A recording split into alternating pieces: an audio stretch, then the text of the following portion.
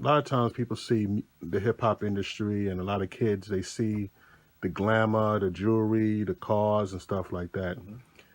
Um, what's one of the biggest misconceptions about the music industry that you can clarify to a young person today? Two things. 90% business, 10% talent. That's the music industry. Don't think it's talent. If your business is not right, you ain't right. So it's 90% business, 10% talent. Meaning knowing your contracts, royalties, knowing what you're supposed to receive from overseas, all these things you need to know before any other thing. Because some kids is like, yo, I'm nice, my man is nice, and yo, you could rap your behind off on that mic inside here. Great. You know, the kids that I see in class, when they do that, I'm like, you're an incredible kid. I got these 2 books I need you to read. All there is to know about the music industry. I read it from cover to cover. It made me more powerful as an MC. Because not only did I know my business, I knew my craft. So I know that I'm good at what I'm saying and what I'm doing. But if you hand me a contract, I can read that. You understand what I'm saying? That makes you more powerful as an artist. Being able to read your contracts and say, nah, I don't like that. Well, let a lawyer see it. Yeah, a lawyer could see it or anything, but I'm just telling you from what I'm reading in the fine print that this is not for me. You know what I'm saying? And kids have to understand that when you get signed to a label, it's just a loan. Yo, my man got signed for $1.8 million. You got to pay back $1.8 million. How? Sometimes they give you a deal when you're only making cents off of each dollar, not a dollar per record, cents. So if you're making 50 cents per album and you owe 1.8 million dollars, you got to sell a lot of albums, even though they made back that money quicker than selling 1.8 million dollars. I mean, 1.8 million albums. You understand what I'm saying? Yeah. So as long as you know the math prior to getting into the business, you always win.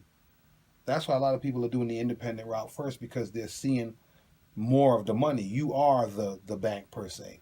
If you put out $20,000 or $50,000 towards marketing and promotion, and you sell over 250,000 units, and it's $10 per album, do the math. Right.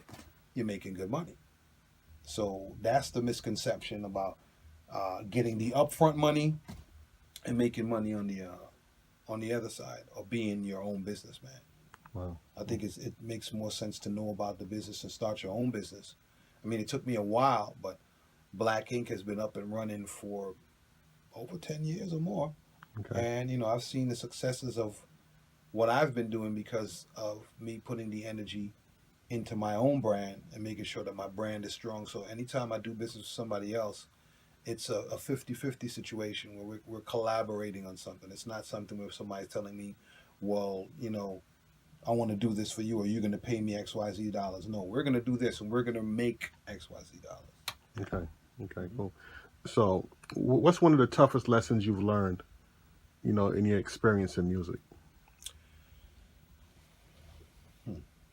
There's a bunch of them. But the toughest lesson is it's business.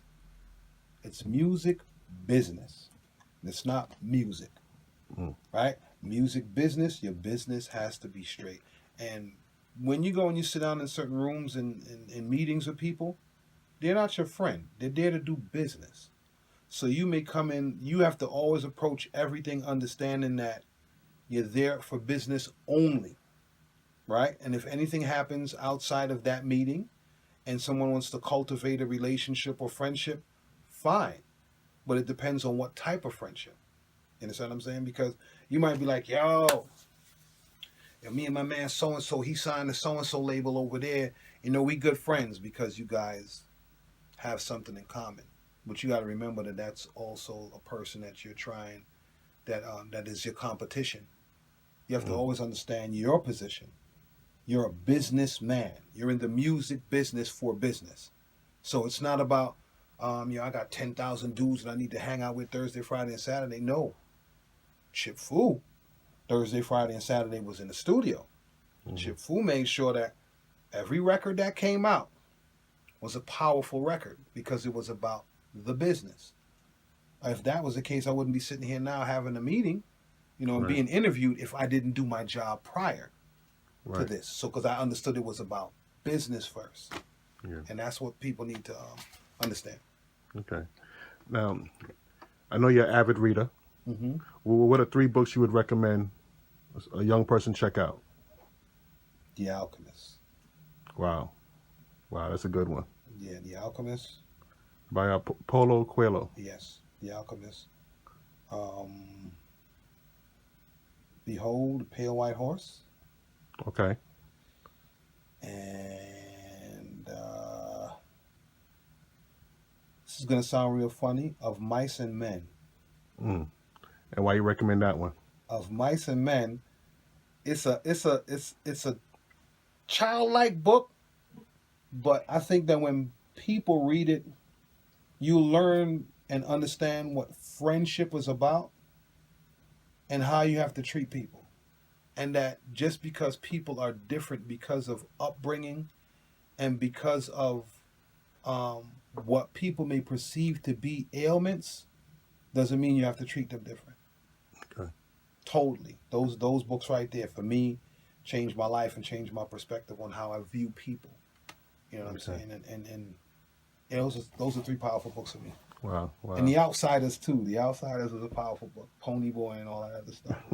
I was an avid reader when I was younger. I still read now, but there's nothing like holding a book and turning the pages, because you actually feel like you're in the book and you're seeing what's happening. I don't know.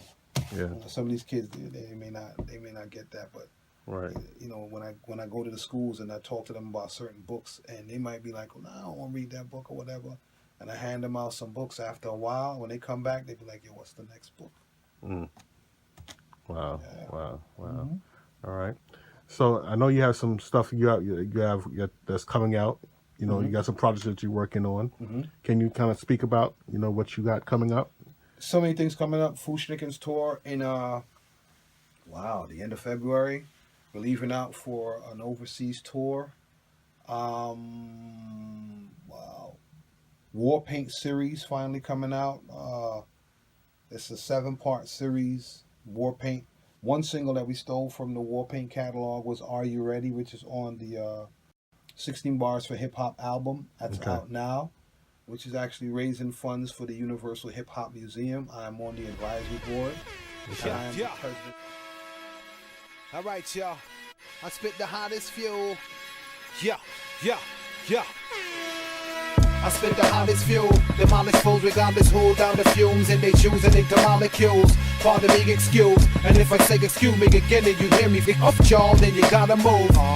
You ready, come on. Yo, you ready, come on. Yo, you ready, come on. Yo, all right, y'all, ready, come on. When I move my lips, I'm elusive and get as hot as this is Kerwin Phillip with the Ndugu Business and Leadership Academy. I want you to go ahead and do us a favor. Hit that subscribe button. That way you can stay abreast of all the latest videos and interviews that we post on this channel. Thank you again for your support and keep watching. Peace. Tell me who can duke it with me. None of you can spew spit brains on a new trip. Hyperactive like it's juice with nutriment. A few screws loose, so I'm used to getting loose a bit. If I get looser, dude, then loosen up. And I loosen enough, trust me, I'ma do some. I'm too different. No use for super boots, I got Lucifer's two slippers. No use for super